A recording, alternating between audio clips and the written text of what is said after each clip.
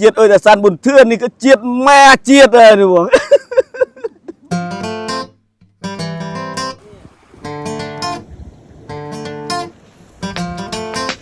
វីដេអូនេះបង្ហាញអំពីខ្ញុំទៅលេងទីជនបទស្រុកស្រែមួយដែលស្ថិតនៅក្នុងស្រុកពិនេតព្រះខេត្តបន្ទាយមានជ័យគឺនៅឃុំ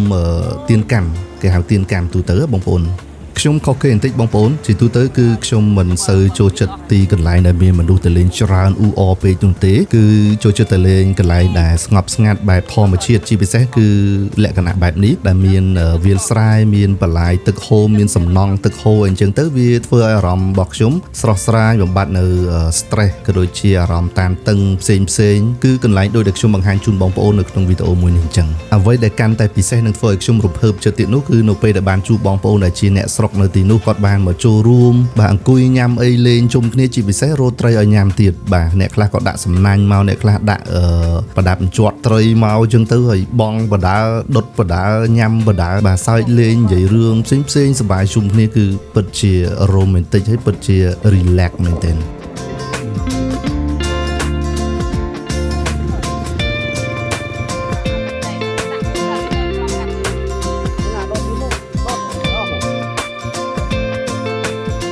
ទីតាំងសំណង់ទឹកមួយនេះគឺខ្ញុំបានសាកសួរ